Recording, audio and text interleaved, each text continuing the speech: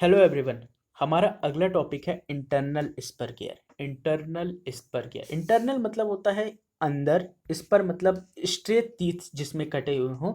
तो ऐसा spur gear जिसमें किसी एक व्हील में या जिसमें किसी एक गियर में जो टीथ की कटिंग है वो सरफेस के अंदर होनी चाहिए, मतलब यहाँ पे इंटरनल सरफेस में होनी चाहिए। बहुत आसान है, इसमें कुछ है नहीं।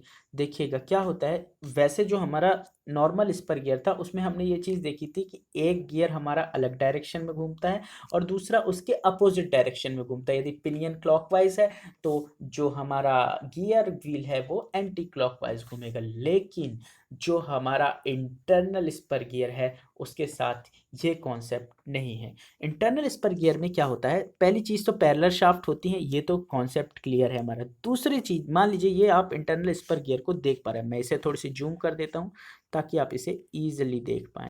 Thank you. तो देखेंगे ये एक शाफ्ट है, यहाँ से निकली हुई है। ये अंदर वाला गियर है, ये पिनियन कहलाता है। और ये जो बाहर गियर है जो घूम रहा है, इसके सहयोग से ये दोनों शाफ्ट एक दूसरे के पैरेलल हैं, ऐसी हैं, ठीक है। अब इसमें 2D में नहीं समझ में आ रहा है, लेकिन 3D में ऐसा होता है। अब देखिएगा क्या होता है, इसमें भी टीथ जो हैं, देखिए आप एकदम स्ट्रेट कटे हुए हैं, सीधे कटे हुए हैं, है ना, देख पा रहे हैं आप। तो इस एकदम स्ट्रेट टीथ कटे हुए होते हैं, इसलिए इसको स्पर गियर कहते हैं, ठीक है।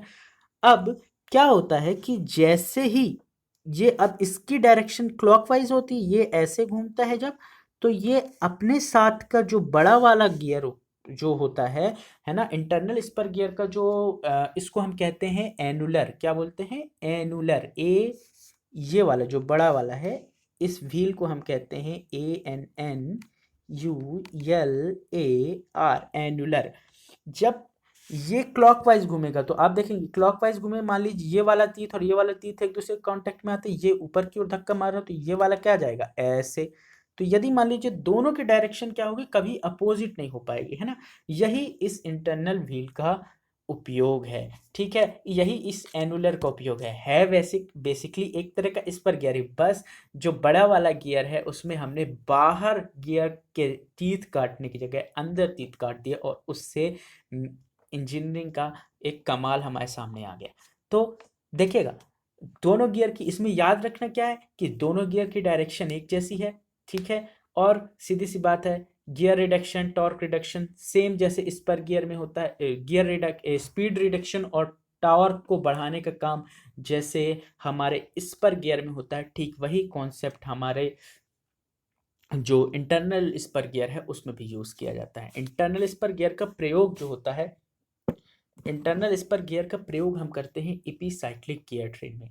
जी हाँ, एपीसाइक्लिक गियर ट्रेन क्या होती है? एपीसाइक्लिक गियर ट्रेन होती है हमारा जो क्या नाम से, हमारा जो ऑटोमोबाइल होता है उसमें जो पावर को ट्रांसमिट करने के लिए व्हील्स तक हम उसमें एक गियर ट्रेन का प्रयोग करते हैं। गियर, कई सारी गियर्स को एक साथ यूज करते हैं। वैसे हम गियर ट्रेन के बारे में पढ़ने वाले हैं, पर अभी आप इतना मान लीजिए कि पावर को ट्रांसमिट करने के लिए उसमें एक गियर जो होता है वो इंटरनल गियर होता है, ठीक है। इसके अलावा हम उसका उपयोग क्लचेस में कर सकते हैं, इसके अलावा हम उसको कपलिंग में यूज़ कर सकते हैं। तो ये जो होते हैं इंटरनल स्पर गियर के यूजेस होते हैं।